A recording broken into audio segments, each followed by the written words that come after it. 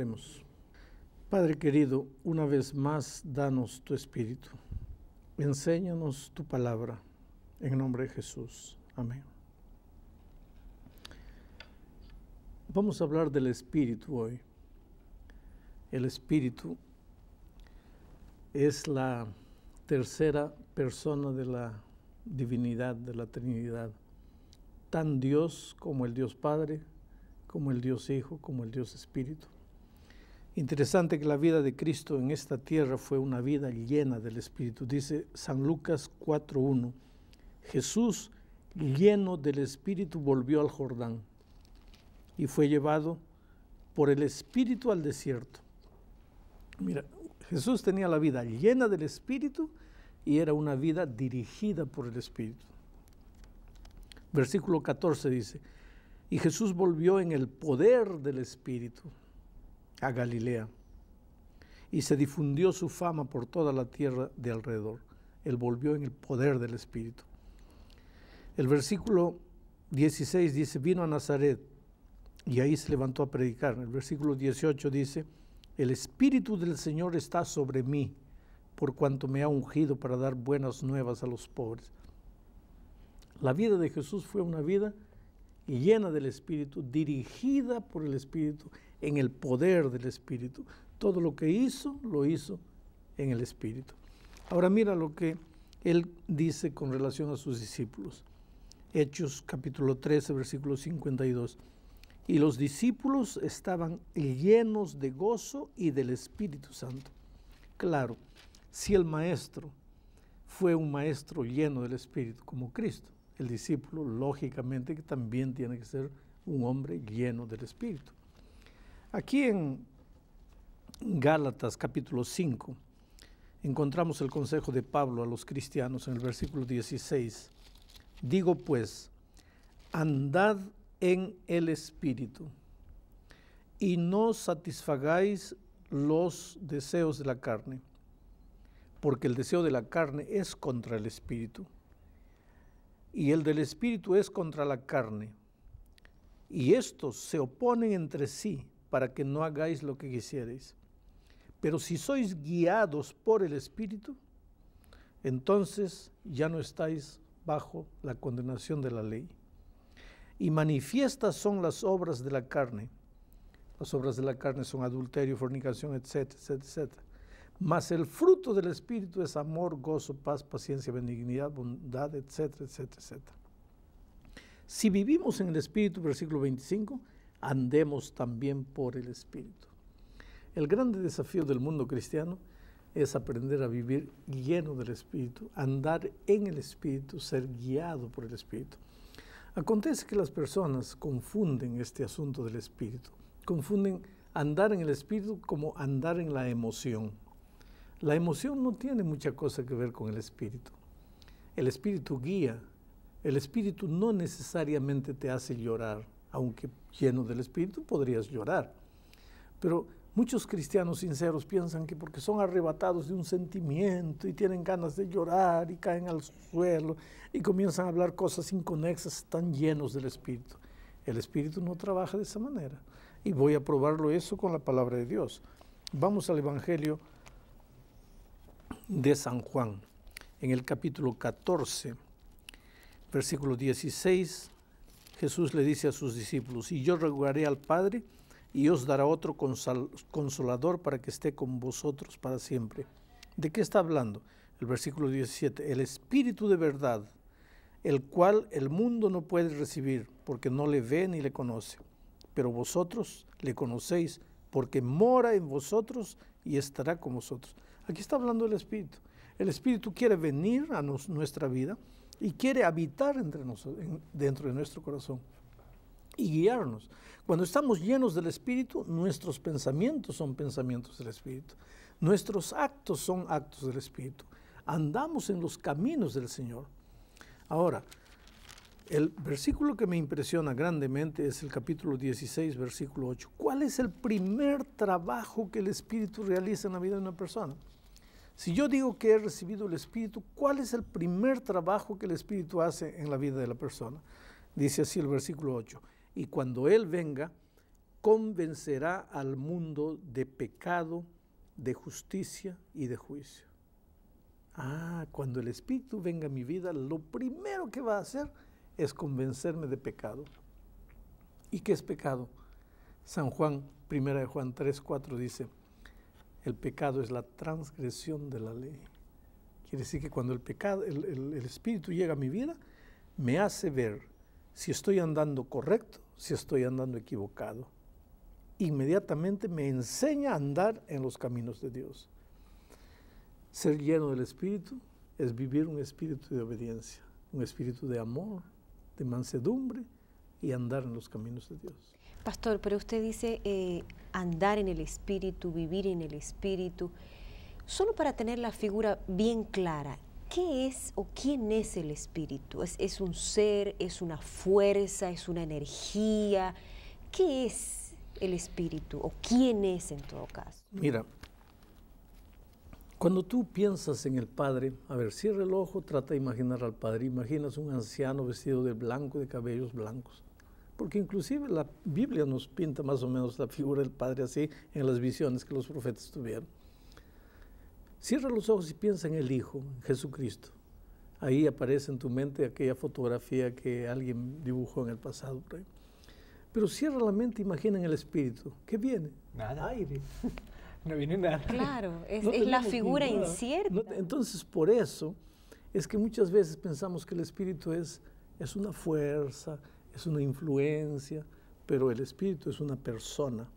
Porque hay muchos versículos de la Biblia que no los voy a leer ahora, voy a leer solo uno, que dice que el Espíritu guía, el Espíritu vive dentro de ti, el Espíritu enseña, el Espíritu siente, el Espíritu es contristado, el Espíritu llora. Esas son cualidades de un ser personal. Claro, y usted ahora leyó y convencerá. Entonces, y cuando Él venga, convencerá. Si el Espíritu te convence, habla, lógico, y tiene la capacidad de convencer. No es una influencia, no es una fuerza. Pero yo tengo un texto aquí interesante. Dice así, mira. Bueno, no lo tengo infelizmente en este momento, pero es un texto que menciona al Espíritu clamando con gemidos indecibles. Clamando con gemidos indecibles. Quiere decir, el Espíritu gime, el Espíritu clama, el Espíritu enseña, el Espíritu habla, el Espíritu dirige. Es una persona, no es solamente una fuerza. Yo tengo una preocupación. ¿El Espíritu Santo es Dios o es el primero, el segundo, el tercero en la Trinidad? ¿Es creado? ¿No es creado? No, ¿Siempre existió? El Espíritu Santo es Dios. Ahora, hablar de Dios es pisar tierra santa. Y cuando pises tierra santa, quítate las sandalias de los pies, porque no vas a entender. Martín Lutero usaba una figura. Él decía que Dios es como todo el agua del mar. Calcula todo el agua del mar. Y nuestra mente es como este vaso. Puedes hacer caber en este vaso todo el agua del mar. Es imposible. Entonces, ¿cómo Dios puede caber en nuestra cabecita humana? La Biblia nos dice que Dios es un solo Dios, pero son tres personas: Padre, Hijo, Espíritu Santo.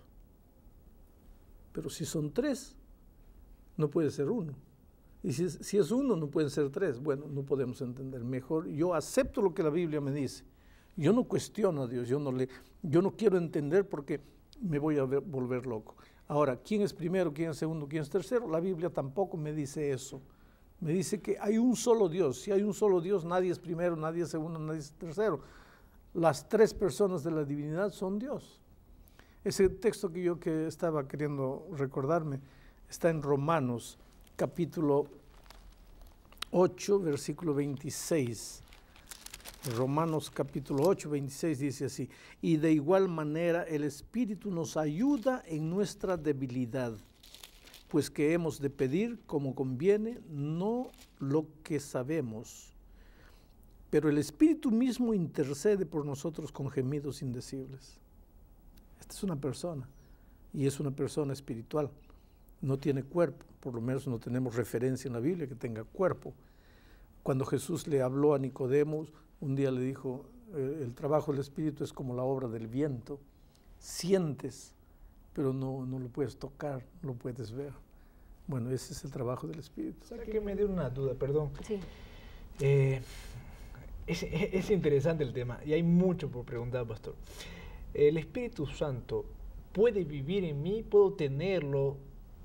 ¿Puede entrar en mí el Espíritu Santo? ¿Y cómo se manifiesta en mí el Espíritu Santo? Si yo estoy con el Espíritu Santo, ¿puedo hacer cosas maravillosas? ¿Puedo hacer cosas imposibles? Bueno, eso es lo que dice San Juan aquí. Mira, dice, el Espíritu de verdad, el cual el mundo no puede recibir porque no le ve ni le conoce, pero vosotros le conocéis porque mora con vosotros y estará con vosotros. Quiere decir, y Pablo también dice que nuestro cuerpo es templo de su Santo Espíritu. Por lo tanto, cuando el Espíritu entra a tu corazón, ¿qué acontece? Tu voluntad pecaminosa se funde con la voluntad divina, la voluntad del Espíritu. Y ahora lo que tú vives ya no lo vives solos, lo vives en el Espíritu. Y ahí aparecen los frutos del Espíritu que ya leí. Aprendes a ser un hombre manso, un hombre humilde, un hombre simple, un hombre obediente.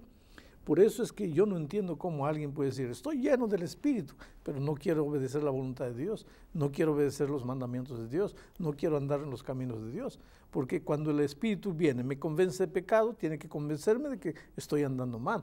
Y la primera cosa que tiene que colocar en mi corazón es el deseo de ajustar mi vida a la palabra de Dios. Algo que me queda un poco ambiguo. Específicamente, ¿qué quiere decir que mi cuerpo es el templo del Espíritu Santo? ¿Qué idea me da eso? Que el Espíritu quiere ser uno contigo, quiere ocupar el lugar de tu corazón para que tus sentimientos sean los sentimientos del Espíritu. Eso es diferente a ser poseído, porque me parece que me da la impresión, el Espíritu uno conmigo, entonces soy poseído por el Espíritu Santo y esa posesión me hace hacer cosas buenas. Es una posesión, cosas malas. Es una posesión porque tú quieres, es una posesión voluntaria. Pero el enemigo también te puede poseer. Por eso en la vida tú tienes que decidir o ser poseído por el Espíritu porque le abres tu corazón y dejas que el Espíritu entre a tu vida y guíe tus pasos. O entonces ser poseído por el enemigo. Una vez Jesús estaba hablando del tiempo de su muerte en la cruz y Pedro le dijo, no, Señor, tú no vas para allá. Y Jesús le dijo, mira, Pedro, le dijo, sal de mí, Satanás. Y en ese momento, Satanás estaba poseyendo el corazón de Pedro. Nuestro corazón es un corazón vacío. O lo llenamos con el Espíritu, o el enemigo va a querer entrar y llenar nuestro corazón. Por eso aquí en Gálatas se habla de los frutos de la carne y los frutos del Espíritu. Mira, dice, porque el deseo de la carne, este es el enemigo, el deseo de la carne es contra el deseo del Espíritu, y el Espíritu es contra la carne. Y estos dos, el diablo y el Espíritu, se oponen. La carne y el Espíritu se oponen entre sí para que no hagáis lo que querráis. Pero si sois guiados por el Espíritu, entonces ya no estáis bajo la condenación de la ley. No transgredís más la ley. Versículo 19. Y manifiestas son las obras de la carne, son adulterio, fornicación. Mira, cuando el enemigo te posee, cuando tu corazón es nido del enemigo, ahí viene adulterio, fornicación, inmundicia, lascivia, idolatría, hechicería, enemistad, pleitos, celos, iras, contiendas, disensiones, envidias, herejías, homicidios, borracheras, orgías. Ahí está el fruto de la carne, de estar poseído por el enemigo. Y el fruto del Espíritu, a partir del versículo 22, amor, gozo, paz, paciencia, benignidad, bondad, fe, mansedumbre, templanza. Es una vida linda. Ahora, quiere decir que si usted nos está mostrando con la Biblia de que el Espíritu Santo es una persona y hay un texto en la palabra de Dios que nos dice que el Señor perdona los pecados, pero hay uno que no puede perdonar, que es la ofensa al Espíritu Santo. ¿Cómo puedo ofender al Espíritu Santo? ¿O cómo puedo saber si yo ya ofendí al Espíritu Santo? Por ahí no me di cuenta. Es fácil, mira, la Biblia dice, todo pecado le será perdonado al hombre, menos el pecado contra el Espíritu Santo. ¿Mas por qué Dios no perdona el pecado contra el Espíritu Santo? Porque Él se cansó, dijo, no, ahora sí ya me ofendiste a tal punto que ya no te perdono. No. No tiene nada que ver con Dios no querer perdonar. Acontece que el Espíritu te habla. El Espíritu quiere guiarte, quiere llevarte, quiere enseñarte, pero tú no quieres, no escuchas. Cada vez que tú no escuchas, tu corazón se endurece más, y llega un punto en que el Espíritu puede gritarte, ya no penetra. Llegaste al punto de no retorno. El Espíritu quiere entrar, te habla, te grita, ya no penetra. Se colocó una coraza de acero. Como que estamos insensibles, digamos. Te vuelves insensible. Entonces, ¿qué pasa?